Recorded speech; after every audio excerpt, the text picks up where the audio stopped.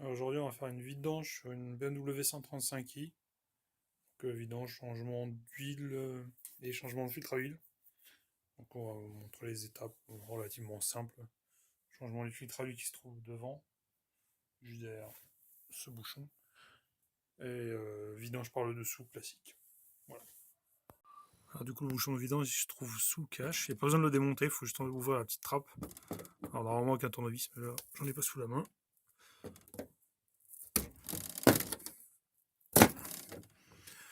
Et le bouchon de vidange est juste là. Donc a priori ça va être une clé 17. Donc du coup c'est une clé 17.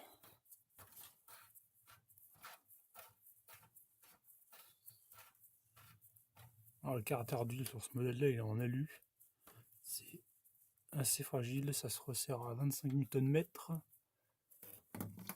J'ai gagné pour l'eau.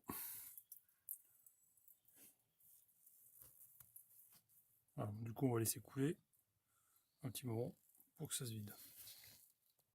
Alors du coup pour dévisser le filtre à huile, abîmer le cache.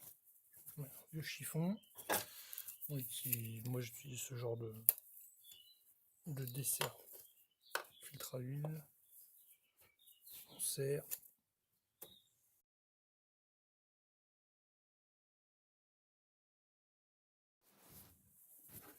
Alors, quand on va essayer à désamorcer avant, ça sert à 25 newtons plus 5.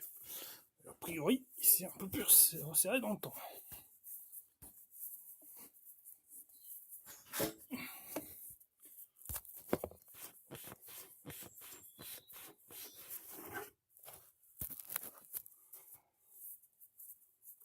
C'est quand même bien serré. Je préfère mettre un chiffon sur le côté parce que ça fuit déjà. Tac. Et on enlève doucement. Voilà.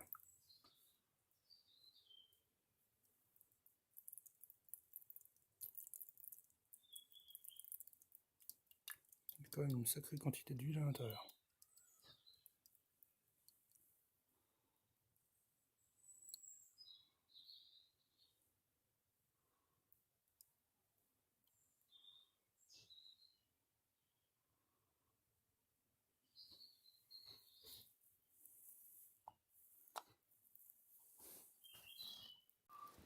Alors du coup, comme il restait pas mal d'huile, j'en ai profité. Si vous avez une seringue, vous pouvez aspirer ce qui reste au-dessus. Parce qu'il peut y avoir des résidus qui tombent du filtre. Voilà.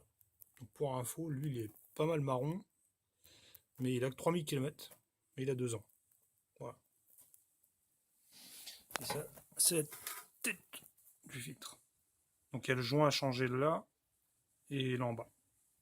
Voilà.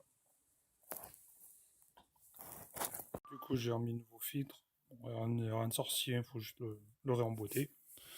Il me reste du coup à mettre le nouveau joint. Moi, j'en ai pas. Et il y a le joint d'en base qui est fait étanchéité avec le bouchon. Voilà, du coup, je vais mettre ça. Puis, je le remboîte tout de suite. Voilà. Là, du coup, j'ai changé le joint en haut, en bas. N'oublie pas de mettre un peu d'huile dessus. Ça facilite un peu l'insertion. Du coup, pour le remettre en place, il n'y a plus qu'à le mettre et le resserrer. Éventuellement, on peut mettre un peu d'huile à l'intérieur pour déjà commencer à combler le vide. Ouais. Alors, du coup, ça fait à peu près un quart d'heure, 20 minutes que ça coule. Ça, goutte à goutte. On va laisser attendre encore un peu.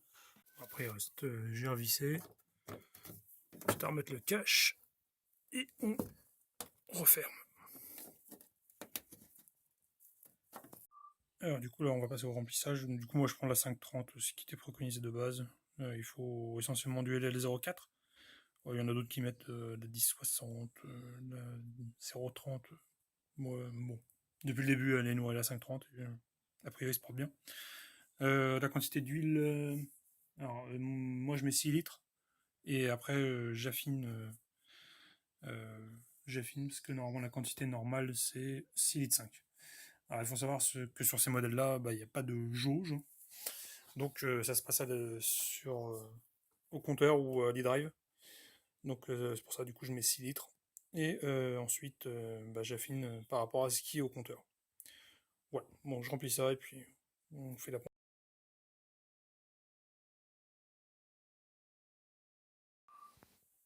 Ok, alors du coup, je suis resté avec le doigt appuyé. Donc là, j'avais une maintenance au niveau du liquide de frein et au niveau de l'huile. Du coup, pour initialiser, on utilise, donc déjà pour naviguer, on utilise le bouton haut, bas. Et du coup, pour sélectionner, on utilise le bouton baisser. On reset. On reset en restant appuyé dessus. Du coup, ça met automatiquement à jour en haut. Et pour l'huile, du coup, je viens de faire l'huile. Pour le liquide de frein, pareil. On reste appuyé avec le doigt sur baisser. Ça reset en même temps, directement. Voilà. Donc là, du coup, on va me prendre dedans. Voilà.